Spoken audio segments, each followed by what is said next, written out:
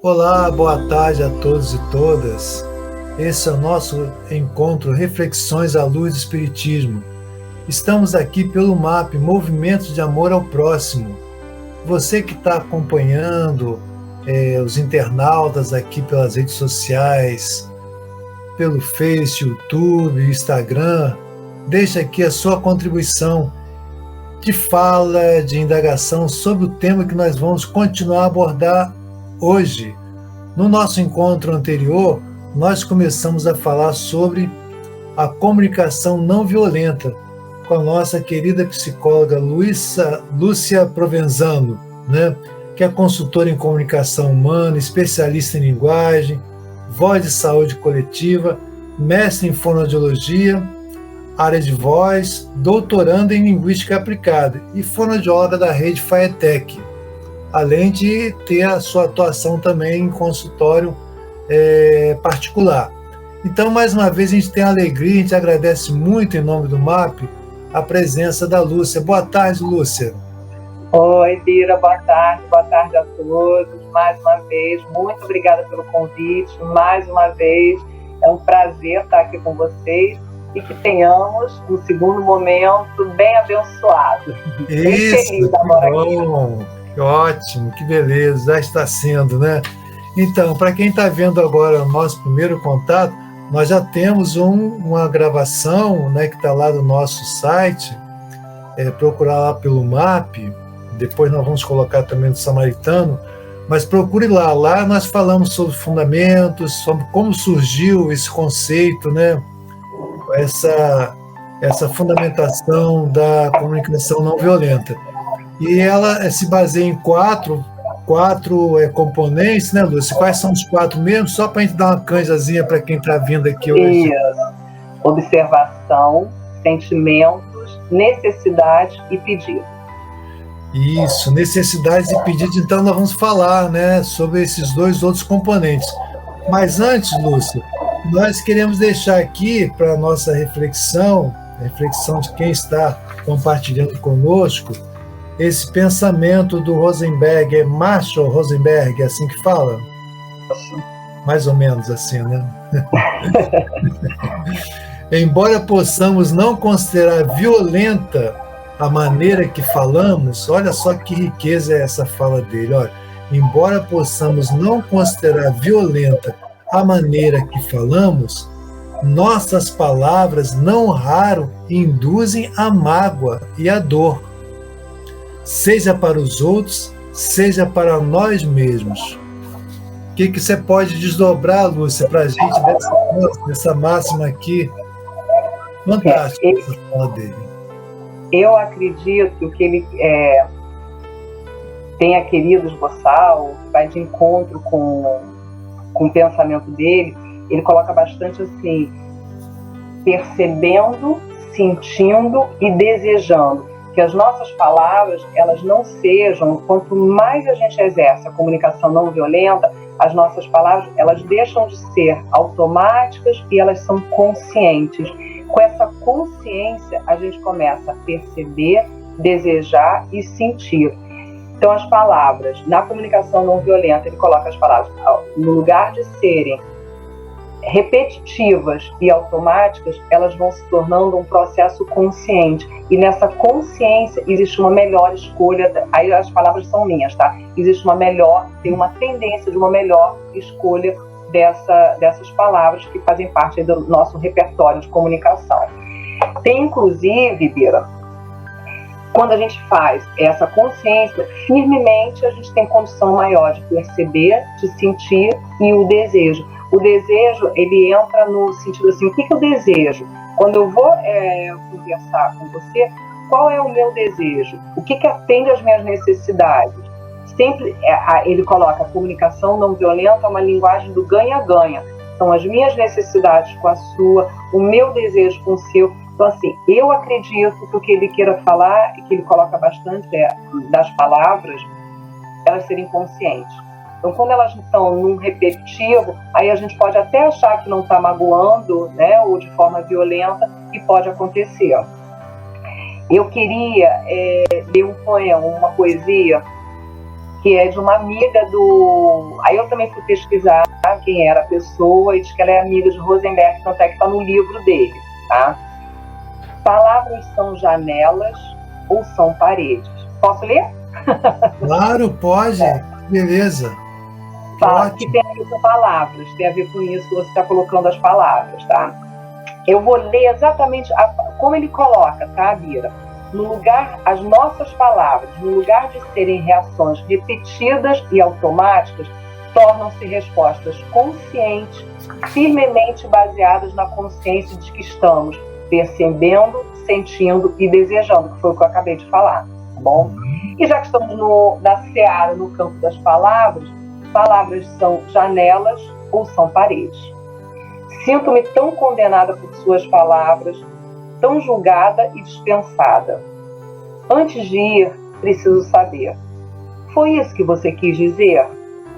Antes que eu me levante em minha defesa, antes que eu fale com mágoa ou medo, antes que eu erga aquela muralha de palavras, responda, eu realmente ouvi isso? Palavras são janelas ou são paredes? Elas nos condenam ou nos libertam? Quando eu falar e quando eu ouvir, que a luz do amor brilhe através de mim. Há coisas que preciso dizer, coisas que significam muito para mim. Se minhas palavras não forem claras, você me ajudará a me libertar? Se pareci menosprezar você, se você sentiu que eu não me importei, tente escutar por entre as minhas palavras os sentimentos que compartilhamos. Ruth de Bermeyer. Olha, mas muito lindo, muito lindo. Lindo, né? É, muito lindo. Nós vamos aqui, Lúcia, colocar, depois a gente compartilhar esse texto, fazer uma arte para a gente colocar, mas está muito lindo, nossa. Muito bonito, né? Bastante. Nós estamos falando. Não, totalmente, Lúcia, totalmente. E a gente estava aqui passando também com outra passagem do Evangelho, né? O Evangelho segundo o Espiritismo, mas que está lá na Bíblia também, quando Jesus vai falar dos brandos e pacíficos, né? E aí depois vem assim o comentário, né, do Kardec, dizendo assim, bem-aventurados pacíficos, que serão chamados filhos de Deus, está lá em Mateus, né? E depois Kardec comenta assim, por essas máximas, Jesus faz da brandura, da moderação, da mansuetude, da afabilidade, da doçura, uma lei. Então, assim, o que a gente vê é essa convergência, né, do que você está trazendo, do que o Rosenberg trouxe, né, ampliando, né, dando mais luz ainda àquilo que Jesus colocou lá atrás, quanto à brandura. Porque nessa fala que você trouxe, né, as palavras são paredes ou são janelas, né? Elas podem abrir ou podem fechar. Aprisionar, né? Aprisionar. Aprisiona, né? Exatamente, isso aí. E aí a gente pode ir, então, para o terceiro componente. Nós já falamos dois do encontro anterior, que foi observação e sentimento. Né? E sentimentos. E hoje nós vamos estar falando de necessidades e pedidos, né? Isso.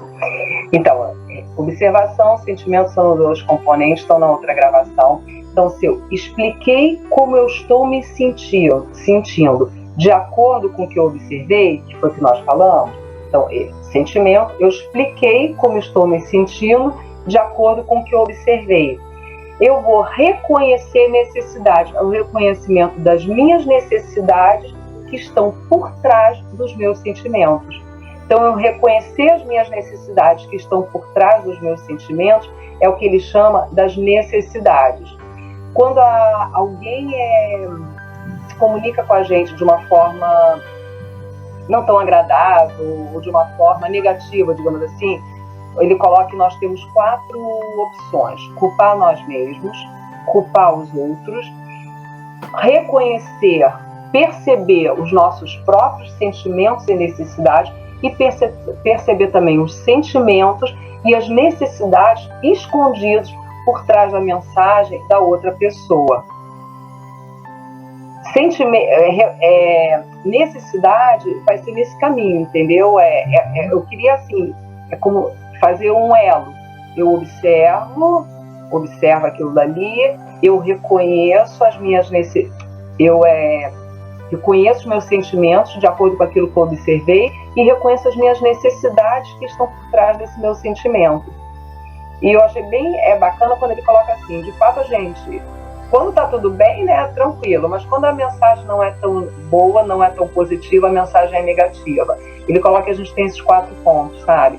E a culpa, né, do outro ou nossa, porque como eu coloquei no áudio, na gravação anterior, comunicação é uma via de mão dupla, a gente pode culpar a gente, pode culpar o outro, ou pode reconhecer a gente e reconhecer o outro também. Na verdade, o importante é isso, que se a comunicação é interação, é esse reconhecimento aí, dessa necessidade, tá? E aí, se você da outra vez, eu coloquei exemplos, correto? Uhum. Então aí agora eu vou ler um aqui para vocês, tá bom? Então, por exemplo, estou desapontado numa fala, tá? Estou desapontado porque você disse que faria aquilo e não fez. Quando eu tenho a necessidade, eu observo, eu vou seguindo assim o conceito da comunicação não violenta, eu modifico essa fala por outra fala. Quando você disse que faria aquilo e você não fez, fiquei desapontado porque eu gostaria de poder confiar com a sua palavra.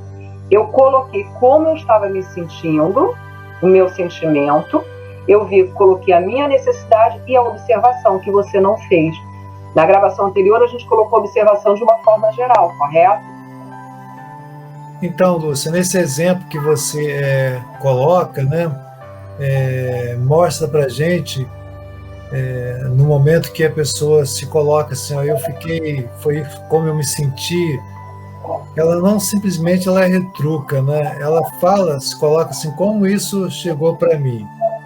Porque quando existe essa fala, eu acho que a gente está conseguindo falar da nossa dor, da nossa falta naquele momento, né?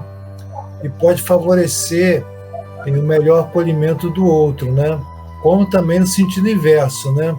Quando a gente estiver nessa comunicação, estando fazendo esse exercício mesmo da empatia, né? De se colocar no lugar do outro, né? E parece que vai ficando assim mais claro, Lúcia, é isso mesmo, assim, um dos pontos principais é que a gente possa ter esse treinamento de ser claro, né, naquilo que a gente está dizendo, né? Como é que a gente consegue ser claro, né, no que nós estamos, na mensagem que nós estamos tentando passar. E não só a clareza no sentido do conteúdo, mas eu acho que o ponto que você falou também do outro, nosso primeiro encontro, foi essa questão da compassividade, né?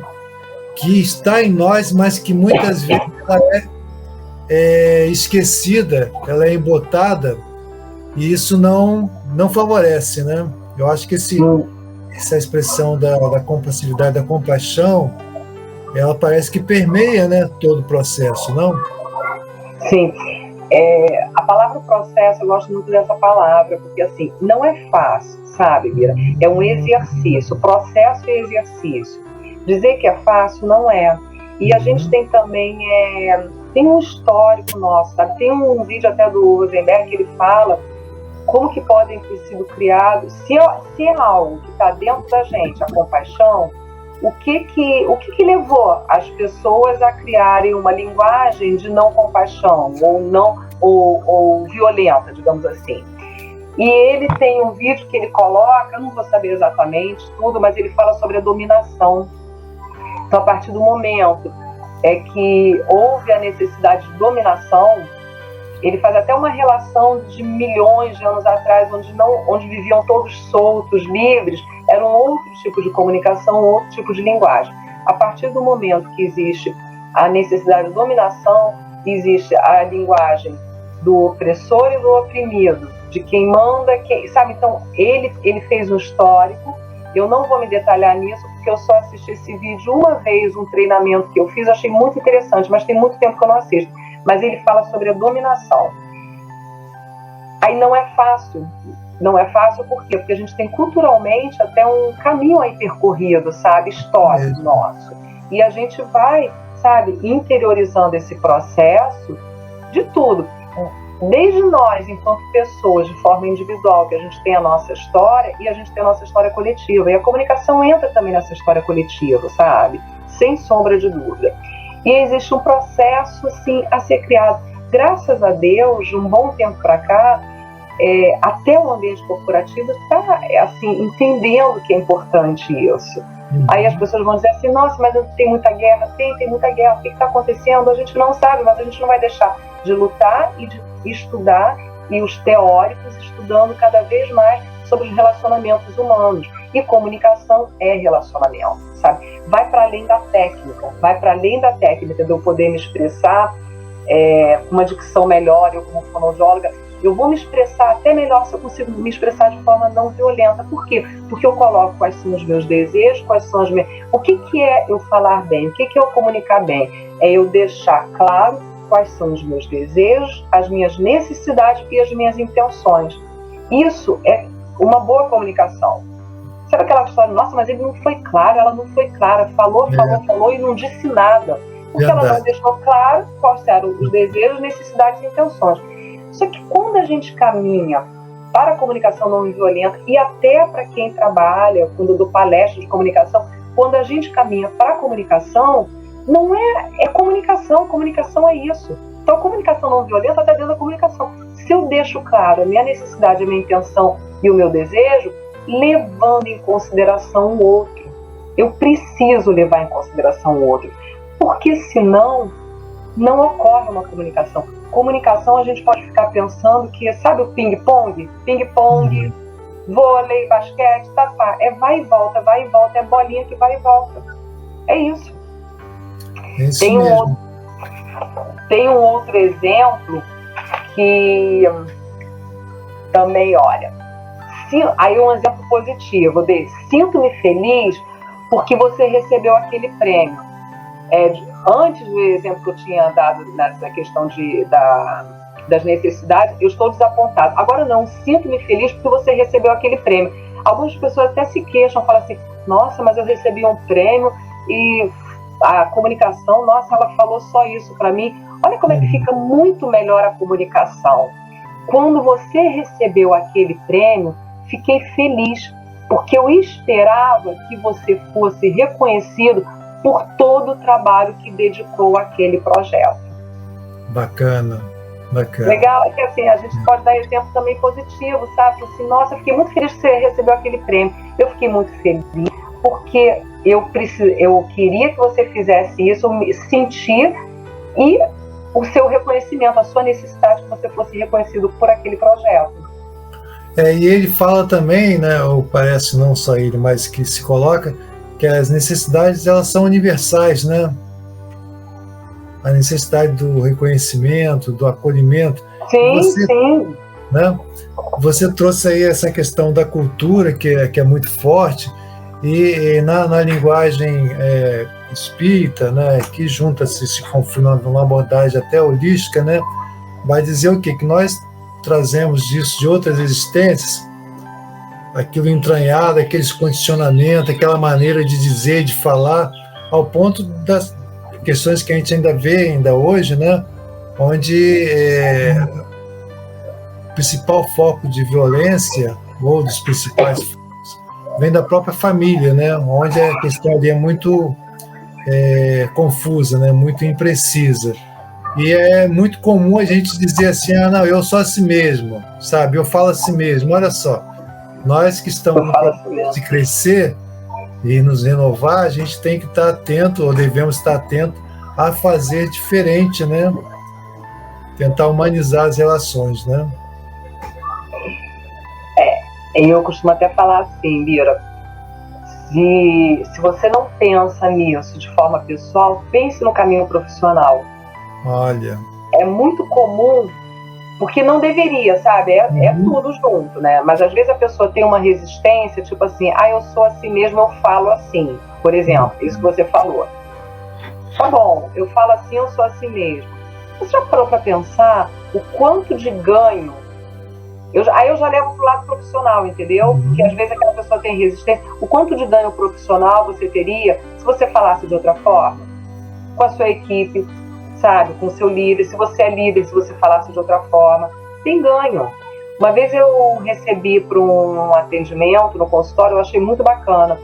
Um gestor, ele tinha uma empresa de médio porte no Sudeste, porque tinha no Rio e tinha no Espírito Santo. E ele chegou no consultório e falou assim: eu não sei o que é, mas as pessoas estão com medo de mim. Eu achei muito, porque ele levou em consideração. Mas por que ele levou isso em consideração? Porque ele viu que a questão do trabalho dele estava sendo comprometida, entendeu? Então, assim, ele percebeu isso com a menina que oferecia cafezinho para ele na empresa. A empresa era dele. E ele começou a perceber o quê? Falou: as pessoas estão com medo de mim. E também não era isso que ele queria. E aí a gente começou a trabalhar a comunicação dele, mas a comunicação, ela é um trabalho de autoconhecimento também. Então, quando a gente faz isso, a gente vai trazendo um trabalho de autoconhecimento, sabe? Principalmente nessa seara, nesse campo aí de comunicação não violenta. Tudo isso que eu falei agora aqui é autoconhecimento também. Eu me perceber e perceber o outro. Muito e foi bem importante. legal o trabalho com esse senhor, sabia? Porque ele partiu dele e ele se viu tendo uma comunicação que ele não sabia o que era. A forma, ele procurou uma fonoaudióloga que a forma de eu falar está dando algum medo nas pessoas. Eu não sei o que é.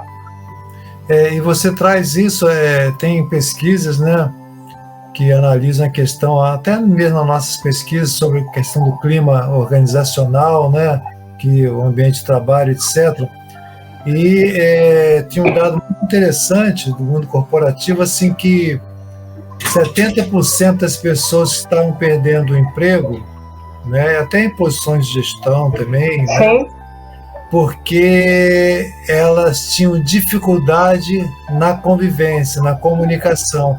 Elas eram boas tecnicamente, mas, olha, você está saindo porque você não tem requisitos, não tem apresentado condições favoráveis a um bom ambiente de trabalho, uma boa comunicação, uma boa convivência. E isso é um fato. Quando você fala assim: não, você não vai pelo lado pessoal, olha, mas você está perdendo. Perde mesmo.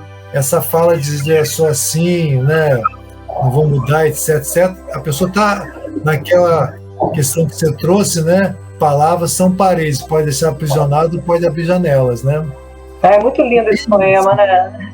Muito lindo. Lindo. Vamos fazer uma arte, depois você manda pra gente aqui que a gente vai colocar uma arte no finalzinho. Mando sim. Nós estamos agora já no finalzinho e vamos falar do último componente, que são pedidos, né? Pedido. Então, eu observação, estamos no comunicando, a gente vai fazer observação, eu sinto, eu necessito, tem as minhas necessidades e o pedido. O que ele chama do pedido? O pedido é a gente utilizar uma linguagem, claro, uma linguagem positiva. Expressar o que estamos pedindo e não o que não estamos pedindo. Isso também é muito importante.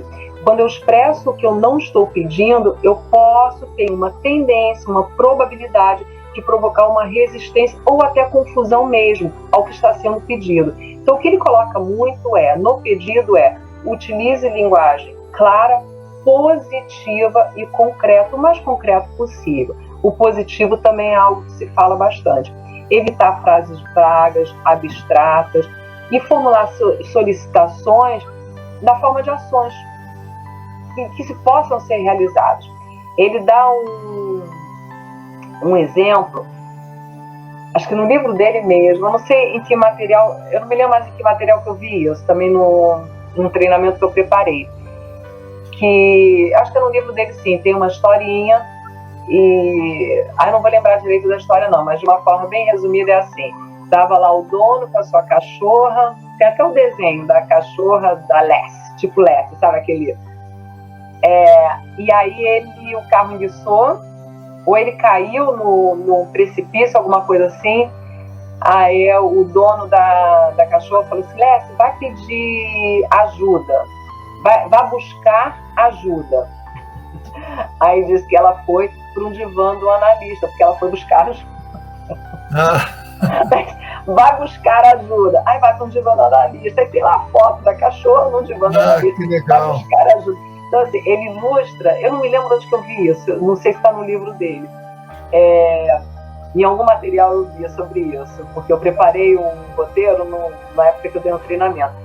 Aí ela vai e busca. Claro que é uma brincadeira, mas assim, vai buscar ajuda. O que é vai buscar ajuda? Vai buscar ajuda pode ser vago, sabe? Então, dependendo de qual é a nossa necessidade, naquela interação comunicacional, naquela interação de comunicação, na interação de comunicação com teu pai, com a tua mãe, com teu filho, com a tua família, na interação de comunicação com a sua equipe, com o seu gestor, no seu trabalho, no local que você vai dar uma palestra, o que você deseja, sabe assim, qual é o pedido, seja claro. Então, o que eu desejo passar?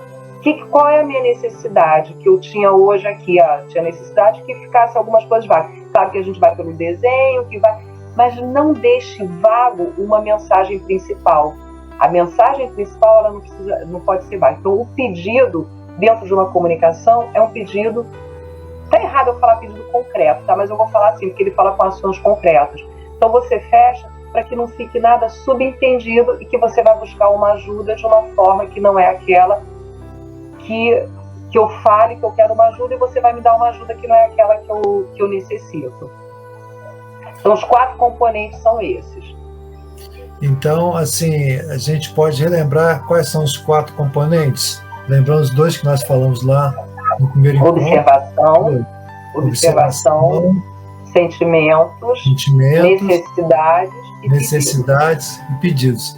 E tem todo mundo já deve ter ouvido, muita gente ouvido ter falado assim, ou a gente já falou assim, eu não sei pedir, né? Eu sei pedir para os outros, mas para mim eu não sei pedir, olha só.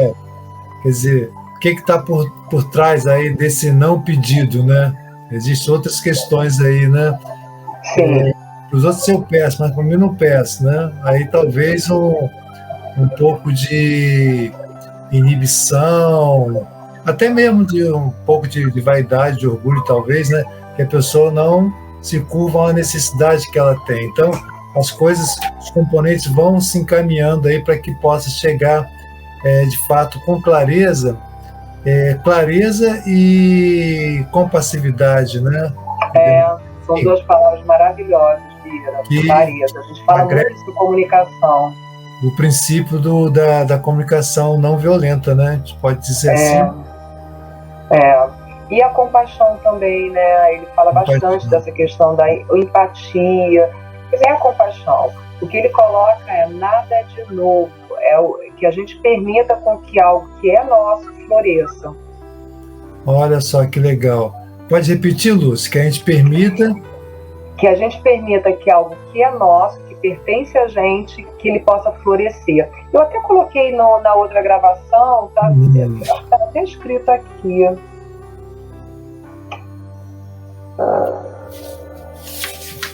Eu não vi onde que eu coloquei, não, sabia? Da compassividade, quando ele coloca... tem aqui... Encontrou? Eu encontrei, ó. Eu sei que na outra gravação também tal. Não tem nada de novo. O objetivo é nos lembrar do que já sabemos, de como nós, humanos, deveríamos nos relacionar uns com os outros. Eu acho, assim, que é um resumo, como é que nós deveríamos nos relacionarmos uns com os outros. Aí ele vai colocando, falando desses componentes, vai colocando a compaixão e dizendo que não é nada de novo, que deixar florescer o que nós temos. Por que não é nada de novo? Porque ele falou que nós temos isso, sabe? Só que, assim, o que trouxe curiosidade para ele é porque que algumas pessoas perdem, né, isso e outras pessoas permanecem, mesmo nas situações mais difíceis, como eu coloquei também na outra gravação. Ótimo. É uma contribuição muito grande, sabe? Eu fui um teórico, e você falou a questão técnica. Não é só técnica, sabe? A gente precisa tocar o coração das pessoas. Eu acho que isso assim, é importante. A comunicação, ela chega, ela abraça o outro, ela precisa abraçar o outro, sabe? A gente precisa tocar. E coração não no sentido piegas, sabe, sentimentalista, não é isso. É o coração, é a alma e a essência. Porque, assim, é a alma e a essência daquela pessoa. O ideal seria que a gente pudesse se comunicar, e é no mundo ideal, e nem eu me encaixo nisso, sabe, Ira? Porque a gente está num processo de transformação e de aprendizagem.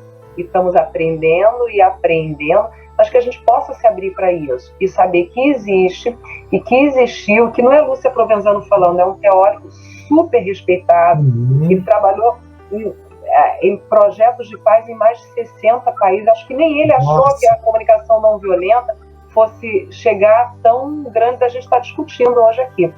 É um teórico falando da importância de que a gente tenha esse olhar sabendo que é possível, sabe? Então, tocar o coração das pessoas, tem nada de pegas nisso. É isso que a gente tem que caminhar, sabe? Para isso. E que a comunicação seja a base para que a gente possa, sabe? Tocar, abraçar, alcançar. Que ótimo. Olha, você fechou aqui o nosso encontro, né? Eu ia pedir para você fazer as suas palavras finais. Você já fechou aqui o nosso segundo encontro e nós estamos muito felizes e agradecidos aqui pelo MAP, Movimento de Amor ao Próximo, aqueles que estão nos acompanhando e que vão compartilhar esse material. Então, Lúcia, nós queremos muito te agradecer por essa grande contribuição. Nossa, eu estou falando aqui não só por mim, mas pela coletividade do MAP, que são centenas, milhares de voluntários, né? Temos aí mais de 70 mil seguidores, e necessitamos desse trabalho da comunicação não violenta entre nós, né? Equipes, com quem lida com os assistidos, em todos os campos, na nossa família, na vida pessoal mesmo, né? Nos traz grandes reflexões. Então, eu deixo aqui para você fazer assim as suas despedidas, né? Já agradecendo muito pela sua enorme contribuição. Muito obrigada pelo convite, parabéns pelo trabalho que vocês realizam, tá bom? Muito obrigada. Ok, então, mais uma vez, obrigado a Lúcia Provenzano, a todos aqueles internautas que nos acompanham e vão compartilhar o nosso material. Muita paz, muita luz, paz e bem, paz.